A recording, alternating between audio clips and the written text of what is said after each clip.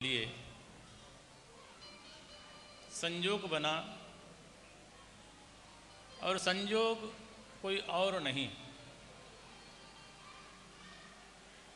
संयोग अपनों ने ही बनाया।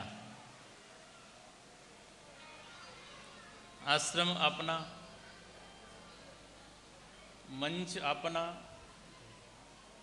श्रोता अपने, ब्राह्मण ये अपने, संत लोग अपने और माध्यम अपना। माध्यम कौन? हमारे महाराज जी, जिनकी कृपा से ये दो शब्द कहने का साहस हो रहा है। ऐसे अपने परम श्रद्धेय गुरुदेव जी महाराज की तिथि आने वाली है। विचार किया कि इस अवसर पर क्यों न अपने ही वाणी को पवित्र किया जाए और ये पवित्र मास श्रावण मास बड़ा सुंदर प्रसंग यहाँ पर बना। यद्यपि हमने इस श्रीमद् भागवत का विशेष प्रचार प्रसार भी नहीं किया और एक और संयोग बना। कल शाम को ही महाराज जी के प्रिय शिष्य उनका स्मरण हो आया, हमारे पंडित जी ने कराया। यद्यपि कोई मुख्य यजमान था भी नहीं, ऐसी विशेष परिश्रम भी नहीं किया, फिर अनायास महाराज जी के परम भक्त वर्तमान में बहुत सुखी हमारे अमरनाथ उपाध्याय जी ने कहा कि मैं प्रातःकाल उन्होंने ये निश्चय किया कि इस श्रीमद् भागवत जो महाराज जी के उपलक्ष्य में हो रही है, इसका मुख्य यजमानत्व वो ग्रहण करेंगे। सब अपने, ये वातावरण ही अपना है, इससे बढ़कर के और कोई शुभ हो ही नहीं सकता।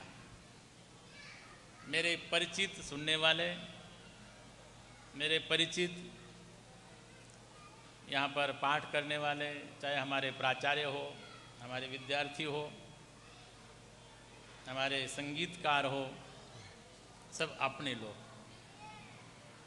और कथा भी हम पराये की नहीं करने जा रहे हैं। कथा हम किसकी करने जा रहे हैं? अपनों की, अपने की। जो परमात्मा है, जो भगवान है, वो किसका है? वो हमारा है, अपना है। यद्यपि वर्तमान युग ऐसा आया है कि हमको भ्रमित करने वाला है। हमारे समाज को, वर्तमान संस्कृति को, भारतीय सभ्यता को एक प्रकार से विकृत करने के लिए इस वर्तमान समय आया है। और इस समय में हम यहाँ पर श्रीमद् भागवत की बात करने जा रहे हैं, जो अपने की बात है, अपनी बात है। श्रीमद् भागवत ऐसा ग्रंथ है, श्रीमद् भागवत पर लोगों के अनेक अनेक विचार हैं। वास्तविक श्रीमद् भागवत किसने इसका निर्माण किया है, कैसे लिखा है, वो अन्य चर्चा है। परंतु श्रीमद् भागवत ऐसा ग्रंथ है जो सबको एक करता है। जैसे संत तुलसीदास परम वैष्णव होने पर भी उन्होंने रामचरितमानस की प्रारंभ श्रद्धा विश्वास रूपिणो, सबसे पहले भगवान शिव को सामने रखा। ऐसा ही श्रीमद् भागवत है। लोगों की अलग अलग प्रकार की धारणा है, वो परमात्मा कैसा है, भगवान कैसा है, उसका स्वरूप क्या है। भगवान को समझना हो केवल एक चश्मे से नहीं, भगवान को अपने दृष्टि से समझना हो तो श्रीमद् भागवत का वास्तविक और यथार्थ रूप से अगर श्रवण हम करते हैं तो उस परमात्मा को हम जान सकते हैं।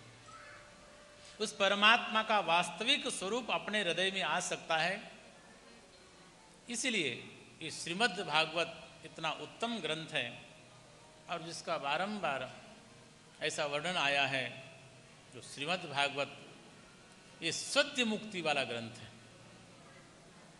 अगर वास्तविकता से इसको श्रवण किया जाए, यथार्थ रूप से उसको ग्रहण किया जाए, तब। अन्यथा लोग बोलते हैं कि महाराज हमने बहुत भागवत को सुन डाला, सुना और डाला, सुन के ग्रहण नहीं किया। इसलिए श्रीमद् भागवत अपना ग्रंथ है, अपनों का ग्रंथ है और अपने लिए है। और श्रीमद् भागवत का महात्म्य यही सब कुछ कह देता है। महात्म्य तो बहुत बड़ी बात है। महात्म्य का जो प्रथम श्लोक है, श्रीमद् भागवत की संपूर्ण व्याख्या एक ही श्लोक में आ जाती है। संपूर्ण रहस्य, संपूर्ण तत्व, संपूर्ण सार श्रीमद् भागवत का है क्या? ये तो श्रीमद् भागवत के जो महात्म्य है उसका प्रथम मंत्र है, प्रथम श्लोक है, इसी में आ जाता है।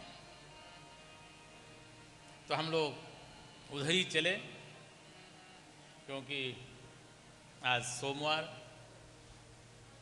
बड़ा सुंदर वातावरण, उन महापुरुषों का स्मरण करते हुए जिन्होंने हम लोगों को बैठने के लिए, ये चिंतन करने के लिए, श्रवण करने के लिए ऐसा अवसर प्रदान किया। हम लोग स्मरण करें ऐसे महापुरुष ब्रह्मलीन महेश्वरानंद जी महाराज, जिन्होंने ऐसा संकल्प किया, ऐसा शुभ संकल्प किया और बम्बई के लोग आकर के यहाँ पर दर्शन करते हैं। आज भव्य सुंदर भगवान शिव परिवार यहाँ पर घी से निर्मित बैठा है। तो भगवान शिव, भगवान श्री कृष्ण का चिंतन करते हैं, ध्यान करते हैं। वंदे मुकुंद प्रियम, भगवान को कहते हैं जो शिव है, ये मुकुंद जिनको प्रिय है और जिनको प्रिय मुकुंद है, एक दूसरे को जिनको प्रिय है, ऐसे भगवान शिव। आज का ये सोमवार, उस मुकुंद का क्या स्वरूप है,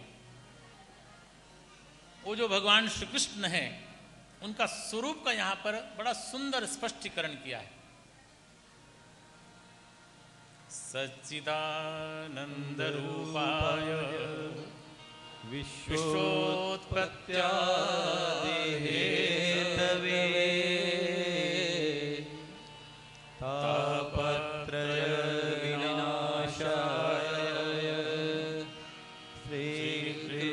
श्रीकृष्णाय वयं नुमः। जिनका वर्णन होने जा रहा है श्रीमद् भागवत में, हम लोग 7 दिन तक जिस परमात्मा का वर्णन करेंगे, जिस परमात्मा के सृष्टि का वर्णन करेंगे,